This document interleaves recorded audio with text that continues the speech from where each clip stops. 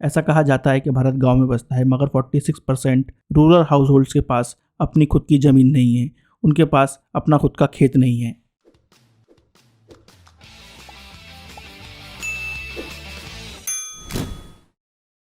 Hello everyone, welcome to crazy GK trick.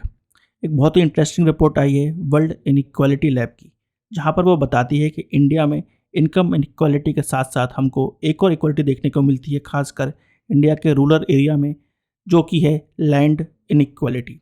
यहाँ पर ये बताया है कि 46% रूरल हाउस होल्ड्स के पास अपना खुद का लैंड नहीं है, यानी कि उनके पास खुद का खेत नहीं है जहाँ पर वो खेती कर सके।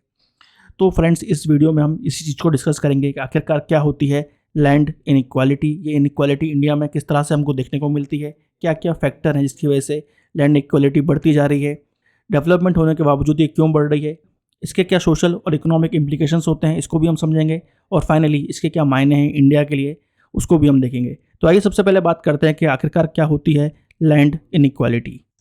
देखिए, सबसे पहले तो हमको ये समझना होगा कि ग्रामीण क्षेत्र में आज भी ज़मीन सबसे ज़्यादा प्रोडक्टिव एसेट है। ज़मीन ही डिसाइड करती है कि आपकी क्या इनकम होगी, सोशल स्टेटस होगा और इकोनॉमिक अपॉर्चुनिटीज़ होंगी। खासकर रूरल इंडिया में यही देखने को मिलता है। यहाँ पर जो वर्ल्ड इनइक्वालिटी लैब की रिपोर्ट आई है वो बताती है कि लैंड डिस्ट्रीब्यूशन इंडिया में बहुत ही ज़्यादा अनइक्वल है, डीप रूटेडली स्ट्रक्चरली ये अनइक्वल रहा है और बहुत ज़्यादा रेजिस्टेंस देखने को मिलता है जब भी हम इसको चेंज करने की बात करते हैं। तो ये कुछ रिपोर्ट के हाईलाइट्स हैं। आइए सबसे पहले कुछ डेटा पर नज़र डालते हैं जो हमको बताएगा कि किस हद तक हमको इंडिया में लैंड इनइक्वालिटी देखने को मिलती है। यहाँ पर एक टर्म आता है लैंड गिनी कोफिशिएंट। सबसे पहले इसको समझ लेते हैं। गिनी कोफिशिएंट बेसिकली एक इकोनॉमिक टर्म है जो कि इनइक्वालिटी को नापता है। गिनी कोफिशिएंट का नंबर जितना 100 के पास होता है उतना ज़्यादा अनइक्वल उसको माना जाता है, और जितना ये 0 के पास होता है उतना ज़्यादा इसको इक्वल माना जाता है। तो इंडिया में एवरेज लैंड गिनी कोफिशिएंट कितना चल रहा है? 71 चल रहा है, यानी कि ये बताता है कि इंडिया में हाई इनइक्वालिटी है। 46% रूरल हाउस होल्ड्स के पास अपना खुद का लैंड नहीं है, ये बात मैंने आपको बताई। अब बात करते हैं कि आखिरकार लैंड किसके पास है।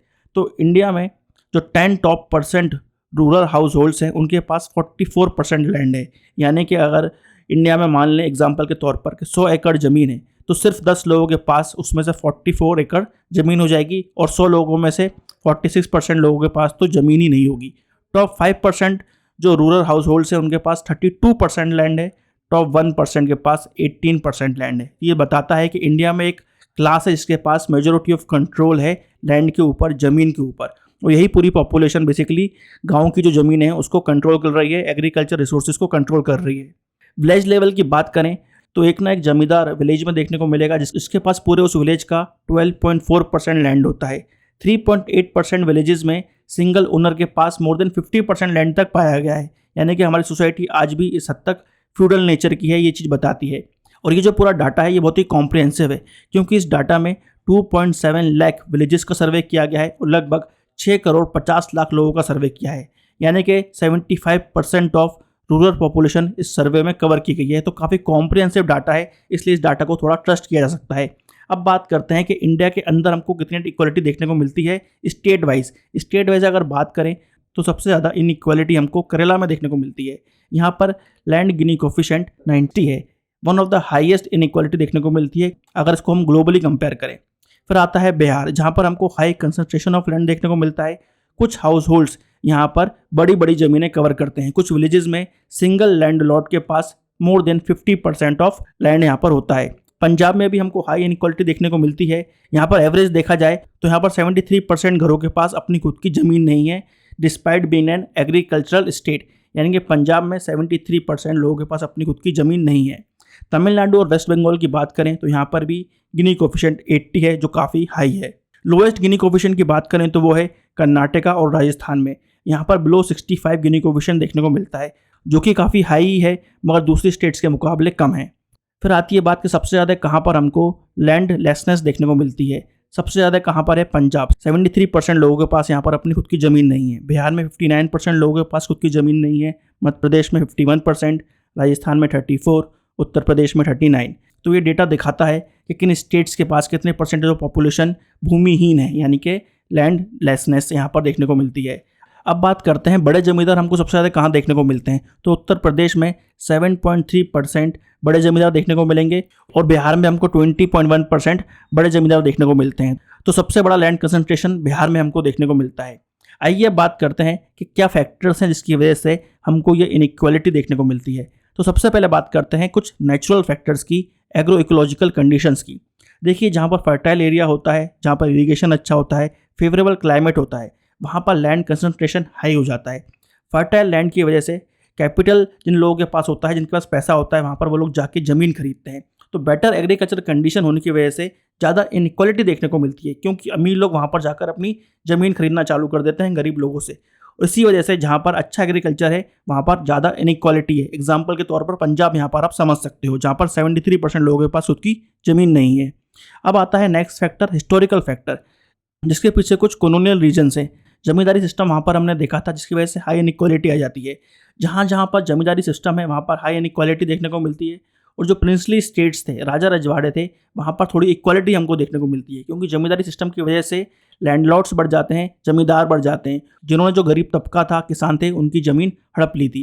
फिर आता है यहाँ पर ब्रिटिश रूल का डायरेक्ट रोल, जो कि बताता है कि ब्रिटिश रूल के समय जमींदारी बढ़ती है और जो आम किसान थे, आम लोग थे, उनकी ज़मीन उनके हाथ से निकल जाती है। और ये लंबे समय तक हुआ, इसलिए हिस्टोरिकल लेगेसी ऐसी बन जाती है। इन एरियाज़ में आज भी हमको जमींदार जो है पावरफुल देखने को मिलते हैं। तीसरा फैक्टर है यहाँ पर सोशल स्ट्रक्चर। कास्ट इसमें एक बहुत बड़ा रोल प्ले करता है।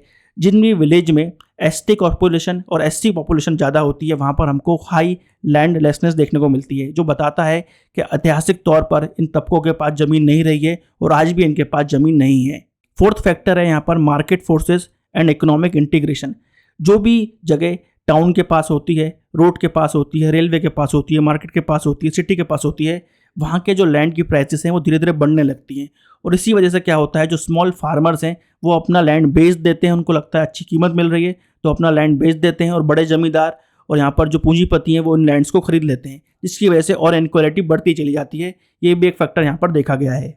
तो ये चीज़ हमको बताती है कि इंडिया में इनइक्वालिटी खासकर लैंड को लेकर क्यों है, क्योंकि यहाँ पर डीप रूटेड फैक्टर्स हैं, हिस्टोरिकल फैक्टर्स हैं, कॉलोनियल इंस्टीट्यूशंस की वजह से ऐसा होता है, सोशल हायरार्की इसी तरह से बन गई है, और जो यहाँ पर इंफ्रास्ट्रक्चर और इकोनॉमिक ग्रोथ हो रही है उसकी वजह से भी लैंड इक्वलिटी बढ़ती जा रही है। अब बात करते हैं इसका क्या असर पड़ता है इकोनॉमिकली और सोशली। सबसे पहले यहाँ पर हम देखते हैं कि इसकी वजह से एग्रीकल्चरल एफिशिएंसी रिड्यूस हो जाती है, क्योंकि जिन लोगों के पास बड़ा खेत होता है वो कैपिटल इंटेंसिव फार्मिंग करते हैं, और इसकी वजह से छोटे फार्मर्स जो होते हैं वो इतनी एफिशिएंटली फार्मिंग नहीं कर पाते। तो इससे होता यह है कि अनइवन प्रोडक्टिविटी गेन यहाँ पर देखने को मिलता है। लार्ज फार्मर जो है वो तो कैपिटल इंटेंसिव करके कमा लेता है, मगर स्मॉल फार्मर एग्रीकल्चर अच्छे से नहीं कर पाता, और यही चीज़ आगे जाकर पावर्टी और इनक्वालिटी को जन्म देती है। जिन लोगों के पास भूमि नहीं है, ज़मीन नहीं है, वो क्या करते हैं, वो यहाँ पर लेबर करते हैं, और क्योंकि एग्रीकल्चरल लेबर जो है वो फिक्स्ड नहीं है तो इनकम इनसिक्योरिटी बढ़ जाती है, जिसकी वजह से वो पावर्टी ट्रैप में फंस जाते हैं, और जो इनइक्वालिटी है वो और बढ़ती चली जाती है कम होने की वजह। फिर हम देखते हैं इसी वजह से सोशल इनइक्वालिटी भी बढ़ती है। इंडिया में जिन लोगों के पास भूमि होती है, खेत होता है, उनका पावर और स्टेटस बड़ा माना जाता है, और जिनके पास यहाँ पर भूमि नहीं है, खेत नहीं है, उनकी स्टेटस कम मानी जाती है। इसी वजह से सोशल एक्सक्लूजन और वीक मोबिलिटी हमको इंडिया में देखने को मिलती है। यहाँ पर जो ज़मीन है वो पावर और स्टेटस का सिंबल बन जाता है। नेक्स्ट हम देखते हैं गवर्नेंस और पब्लिक गुड्स में भी इसका असर दिखता है। जिस भी गाँव में एक बड़ा जमींदार होता है वहाँ पर पब्लिक गुड्स जैसे कि स्कूल, रोड और वेलफेयर कम देखने को मिलता है, क्योंकि वहाँ पर एलिट क्लास है तो वो अपना ख्याल खुद रख सकती है और वो लोकल गवर्नेंस पे इतना ध्यान नहीं देते हैं। और जहाँ पर हमको थोड़ा इक्वल समाज देखने को मिलता है वहाँ पर रोड्स भी अच्छे होते हैं, स्कूल्स भी अच्छे होते हैं और पब्लिक वेलफेयर की बातें भी अच्छी होती हैं।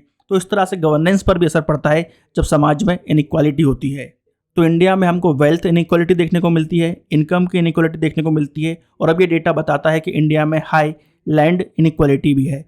मगर यहाँ पर एक इंपॉर्टेंट पॉइंट ये भी है कि इंडिया में लो कंजम्पशन इनइक्वालिटी है, जहाँ पर गिनी कोएफिशिएंट लगभग 25 के आसपास है। तो ये बताता है कि despite being high income and land inequality, India has continued to have low consumption inequality. और इसका एक बहुत बड़ा रीज़न है प्रधानमंत्री गरीब कल्याण योजना, जहाँ पर फ्री में और बहुत कम पैसों में राशन दिया जाता है। इसी वजह से हम देखते हैं कि कंजम्पशन की जो इनइक्वालिटी है वो इंडिया में फ़िलहाल लो है। मगर मुद्दे की बात यहाँ पर यह है कि अगर लंबे समय तक हमको वेल्थ, इनकम और अब लैंड में भी इनइक्वालिटी देखने को मिलेगी तो आगे जाके जो इंडिया की वेल्थ है वो सिर्फ कुछ लोगों के हाथ में रह जाएगी। तो यहाँ पर ये ज़रूरी है कि हम डीप रूटेड रीजन्स को समझें और यहाँ पर स्ट्रक्चरली धीरे धीरे इस इनइक्वालिटी को भी कम करें, ताकि जो रूरल एरियाज़ में लैंडलेसनेस है उसको कम किया जा सके और एक इक्वल लेवल प्लेइंग फील्ड बनाई जा सके। तो फ्रेंड्स, यहाँ पर हमने बात करी वर्ल्ड इनइक्वालिटी लैब के बारे में, जिसने हाल ही में एक रिपोर्ट निकाली है, land inequality in rural India nature, drivers and implication. आपका क्या सोचना है इस रिपोर्ट के बारे में, कमेंट बॉक्स में जरूर बताइएगा। आज की वीडियो में इतना ही। आई होप आपको आज का ये वीडियो इन्फॉर्मेटिव लगा होगा। ऐसे ही वीडियोस देखने के लिए फ्रेंड्स इस वीडियो को लाइक करना और शेयर करना ना भूलें। मिलेंगे नेक्स्ट वीडियो में, जब तक के लिए tata bye bye and take care.